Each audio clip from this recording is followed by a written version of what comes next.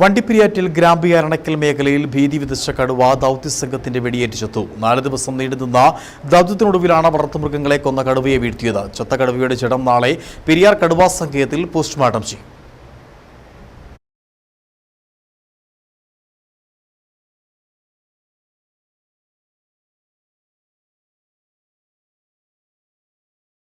ഇന്ന് പുലർച്ചെ 1:30 വണ്ടിപ്പെരിയാർ അരണക്കലിൽ എത്തിയ കടുവ ഒരു പശുവിനെയും നായയെയും കൊന്നു.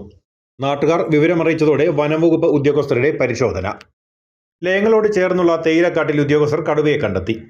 തേയിലക്കാട്ടിൽ കിടക്കുകയായിരുന്ന കടുവ പുറത്തേക്ക് വരാതിരുന്നത് മയക്കുവെടി വെക്കുന്നതിന് തടസ്സമായി.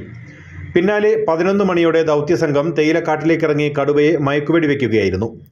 2ാം തവണ മയക്കുവെടി വെച്ചതോടെയാണ് കടുവ ദൗത്യസംഘത്തിന് മേൽ ചാടി വീണത്. വനംവകുപ്പ് ജീവനക്കാരനായ മനുവിന്റെ കയ്യിൽ ഉണ്ടായിരുന്ന ഫൈബർ ഷീൽഡും ഹെൽമറ്റും കടുവ അടിച്ചു പൊട്ടിച്ചു. ഇതേ തുടർന്ന് സ്വയരക്ഷാർത്ഥം വനംവകുപ്പ് വെടിയുതിർക്കുകയായിരുന്നു.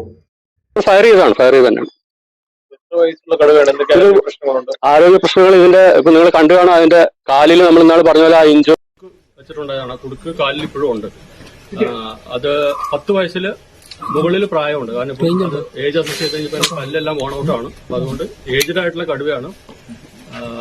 കാലിലെ കുരുക്കിന്റെ പ്രശ്നമുണ്ട്. വളരെ വീക്കാണ്. പക്ഷേ കടുവയുടെ കാലിലെ പരിക്ക് കുരുക്കിൽ വീണ് ഉണ്ടായതാണെന്നാണ് വിലയിരുത്തൽ. ഒരാഴ്ച മുമ്പാണ് ഗ്രാമ്പിയിലെ വിടിക്കുഴി മേഖലയിൽ കാലിന് പരിക്കേറ്റ നിലയിൽ കടുവയെ നാട്ടുകാർ കണ്ടത്. കടുവ വളർത്തുമൃഗങ്ങളെ വേട്ടയാടാൻ തുടങ്ങിയതോടെ പ്രതിഷേധവുമായി നാട്ടുകാർ രംഗത്തെത്തി.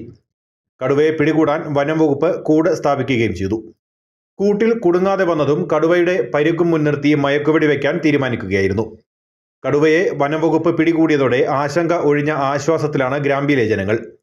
ചത്ത കടുവയുടെ ജഡം നാളെ തേക്കടിയിൽ പോസ്റ്റ്മോർട്ടം ചെയ്യും. Idukki vision news, Kumily.